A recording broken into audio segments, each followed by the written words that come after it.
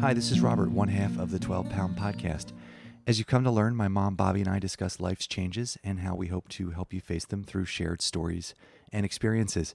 I'm excited to share this is our first bonus episode in what we expect will be a number of shorter interviews where we carry our full-length episodes into discussions with interesting people who have experienced the challenges changes can bring.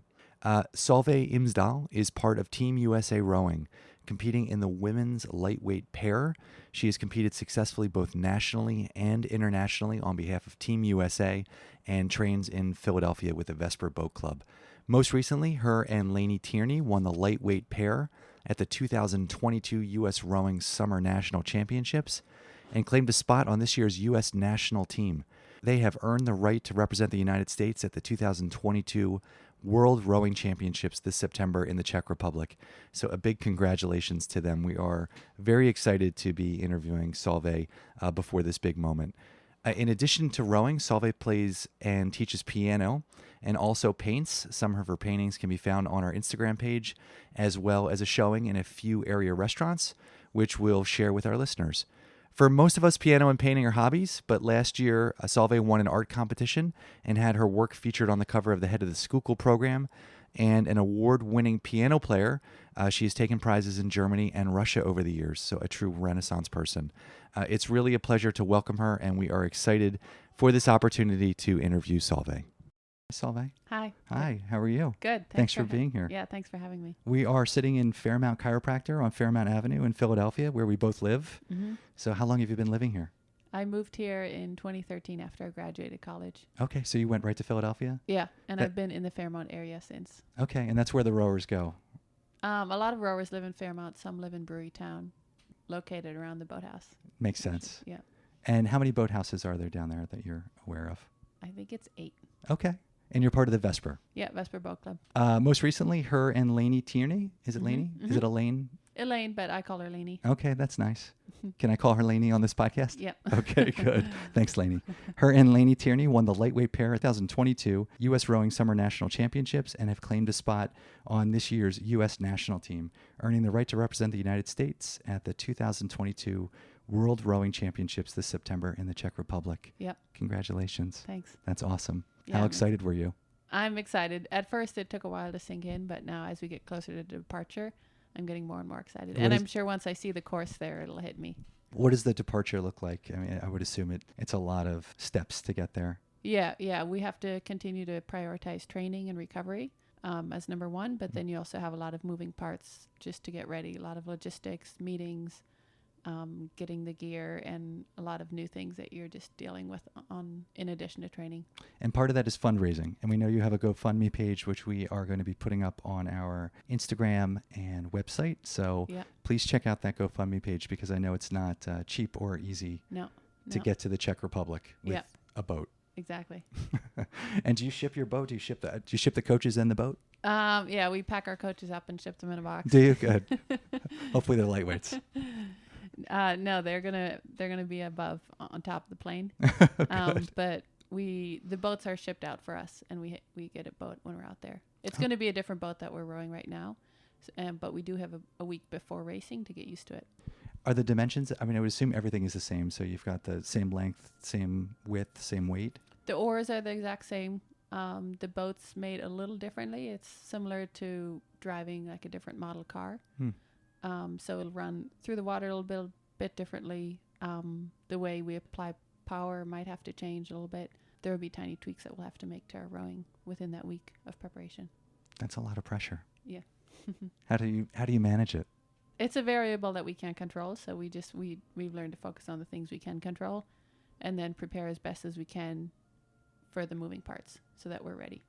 Is that a discipline you had to learn, or is that something that you've always had? That's something a lot of people wish they could do just in life. I think it's a little bit of both. I think it's something that my parents taught me, and then as you go through life, you just work on perfecting it. And you have a sister? You have a twin sister? Mm-hmm, yeah. Is she a rower as well? We both rowed in college. We were both recruited to row in college. And Same college? Yep. Nice, at Cornell? Mm-hmm. And how was that? How was it rowing with your sister? It was great. Oh, that's nice. Is she in Philadelphia now? No, she's in North Carolina. Is she going to go to, is your family going to go out to the Czech Republic? I think half of them will come out. I have... the good half. Yeah. I have a twin sister and 3 brothers. Oh, wow.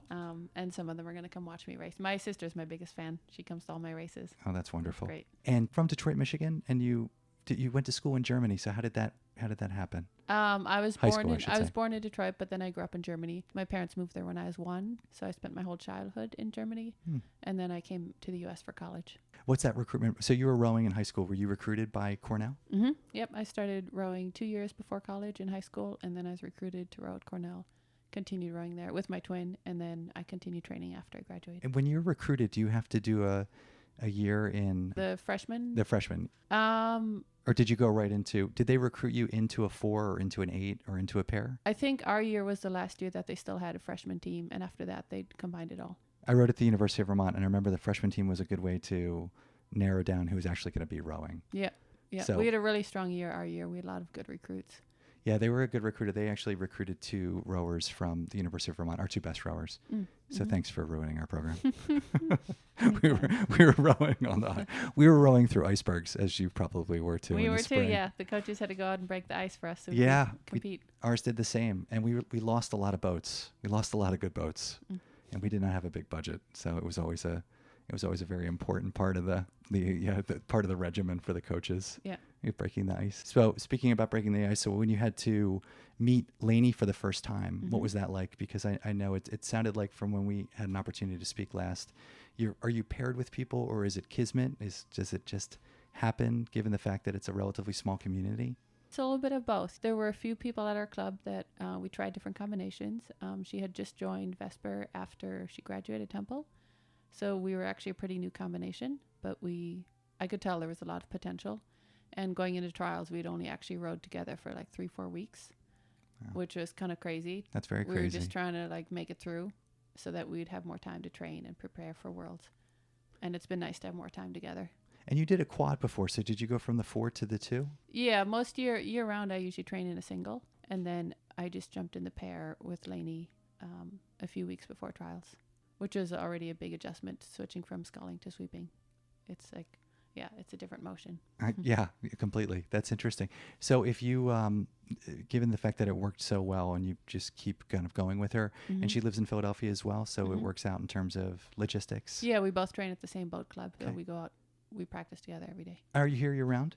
Yep. Okay, so this is home now? Yep. Bucktown. Sometimes I'll do extended training trips, like to Florida or somewhere warmer, but this is my home base. I saw on your GoFundMe page that you were up in Princeton. Is that a regular stop as well? We just have been going up there on the weekends to do pieces against other boats, and that's where the national team trains. So we've been driving up on weekends to get some time on the chorus up there. And do you have a coach? Like, how are coaches assigned? Like, does Team USA assign the coach, or do you all have to find your own coach? Or do they The find you? Vesper Boat Club has a coach that they hire, and then the HP team trains under that coach. But not all boathouses on Boathouse Row have a high performance coach. There are just a few that have high performance teams. Is that why you chose that boathouse? Yep. Because they of have the a good coach? program. We have a few right now, actually, a few coaches. That you have a few coaches. Do you find that each one has a different style that you Yeah. have to? Yeah. What for style sure, for sure. resonates with you? I do you like to- prefer the coaches that are more silent and observe more before they speak, just because I get overwhelmed easy by a lot of information. And there's a whole variety of coaches out there.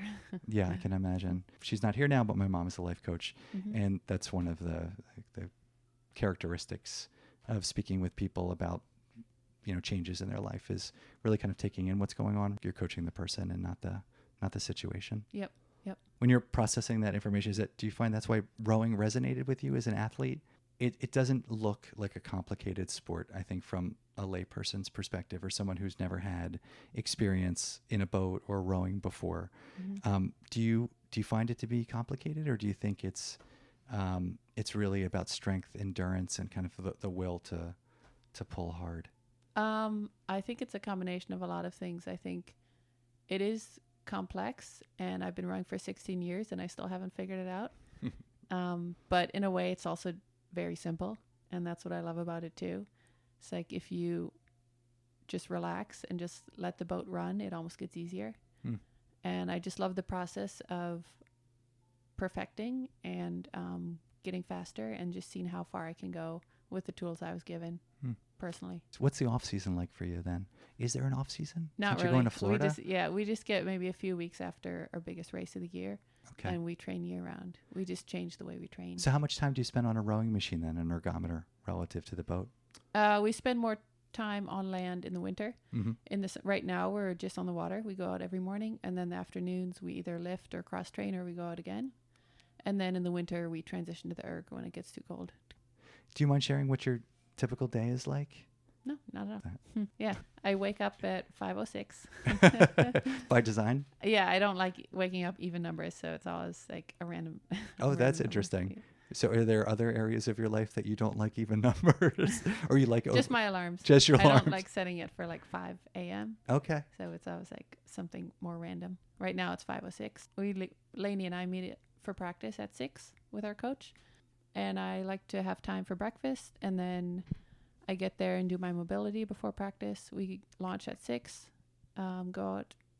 We're usually back in by 8. Sometimes I stay after and do extra minutes or stretch. So I usually leave there around 8:30 or 9. Come back home, work, and the afternoon session depends on if we're doing it together or on our own. So I'll either go back at like 1 to 3, or if we're doing it together, I'll go 5 to 7 because she works a full-time job. Wow. What time's bedtime? 9 at the latest. Nowadays, sometimes it's even 7. Whenever I'm tired, I get to bed. You just go to sleep. Yeah. Is it hard for you? Do you sleep well? Are you a good sleeper? Yeah. And it does help to get to bed at the same time and wake up at the same time, because then your body gets really conditioned. And as soon as time rolls around, it's like your body just naturally falls asleep. Are there people in the sport who can do it with less sleep? Like have you met people who are like, oh, I sleep 4 hours a night? You can only do that for so long until your body wears out. Yeah, then it's a short shelf life. Yeah, sleep is one of the most important things as an athlete. And nutrition. Do you have assigned you like a sleep coach, or are there a nutritionist and somebody who helps you, or is it just kind of not through the boathouse? Lainey and I are working with a nutritionist individually. It's one of the expenses that we have that we are paying for out of pocket, and I've just learned about sleep through reading and studying and doing work on my own. What else do you do in terms of like cross training? Is there anything else besides rowing? Do you we run? lift 2-3 times a week. We run, we bike, whatever we prefer. Sometimes some people swim, yoga, all sorts of things just to stay fit. And that's all incorporated in your regular routine. And do your coaches, are they aware of the cross training as well? Are there any things they tell you not to do? Sometimes they assign cross training, but sometimes we also change the plan based on what we feel like we need. And usually it's in communication with the coach. It must be interesting, I would think, as you're getting older, like you're still being coached. It's something, in grade school and high school and into college. But now as an adult, you still have a coach who's kind of working with you. Does it feel more like a partnership than it did in, say, high school or college? I think as you get older, you learn what works for you and what doesn't. And you also have to take more responsibility in being proactive about the things that you need. So you just start to take ownership of your training and communicate it with the coach more. Whereas when I was younger, I just did everything that the coach told me to do because I didn't always know what the best was for myself. But I feel like now I know better what works and what doesn't. So we didn't meet because you were a rower. We met because you were a piano player, and you give piano lessons as well. But you have quite a career in piano. How long have you been playing? And what are you doing with it now besides giving lessons? I started playing the piano when I was 4. All my siblings play instruments too, so I grew up around music. We'd practice, we'd compete, we'd perform, we'd have lessons every week. We'd travel around Europe and give concerts for weddings, birthdays, all sorts of events. So European of you. Were you in Russia? I was in Russia, and actually I won a competition in Russia. You did? A piano Okay. competition. I'm incredibly impressed, but also too that the American stereotype, I think, of a German musician would be someone who's won competitions and is traveling around Eastern Europe, doing very well. That's exciting. And then I actually continued to study music in college. I majored in music, so I continued to play piano. After I graduated, I wanted to stay in touch with piano, so I started teaching. And now I teach kids from the area. And you also paint? And where did the painting start, and when did it start? My dad taught me the basics before college. I didn't make time for it in college, and then I picked it up after college, mostly self-taught. Yeah, now I paint. Do you find that it's meditative? It is, yeah. You can really get in the zone, and I forget about time. I forget about everything when I'm painting. I just put my headphones on, and I just get in the zone. It's really cool. What do you paint with? What material? Acrylics on canvas mostly. I've seen a few of the pictures. We'll definitely post them to Instagram so everyone can see them. I know a few of the paintings are being displayed now at some area restaurants. Is that right? Yeah, right now I have them up at OCF, which is a coffee shop on Fairmont. Yeah, we'll put the address for everybody. And then also at Solomai's, which is a hair salon, Fairmont. But I'm gonna take them down the end of the month.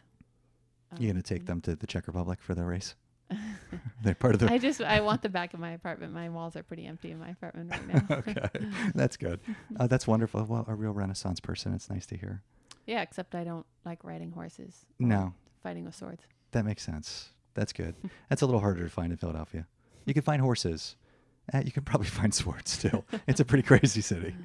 That's good. That's good. So it sounds like you really are able to find time for other things besides just rowing, which it's obviously you guys have done an incredible job. So it's exciting. We're all rooting for you. It's nice to have you all competing in the world. So thanks. When I found out, we were telling everybody, and we were very excited that you sat down for the interview as well. It's been great. So yeah, my pleasure. So we want to thank Solveig for joining us today. This has been a great conversation and our first mini interview of hopefully a series of more as we come through the next months. But before we finish, I want to thank our sponsor, Maury's Piers. Maury's Piers, located on the boardwalk in Wildwood, New Jersey, is a classic seaside amusement park, family owned and operated since 1969. If you haven't been to Maury's Piers, what are you waiting for, Solveig? You should go as soon as you win. You should actually say that when you win the gold. You can say, they're going to ask, well, what are you going to do now? Say, I'm going to Maury's Piers instead of Disney World. Visit them at Surfside Pier, featuring the Ocean Oasis Water Park and Beach Club at 25th Avenue, Mariners Landing Pier, featuring Raging Waters Water Park at Scavenger Avenue, and Adventure Pier at Spencer Avenue. Sounds good to me. Good. Well, I hope you can join us down in Wildwood at some point. Okay, great. Thank you so much. Yeah, thanks for having me. This was wonderful. Okay, bye.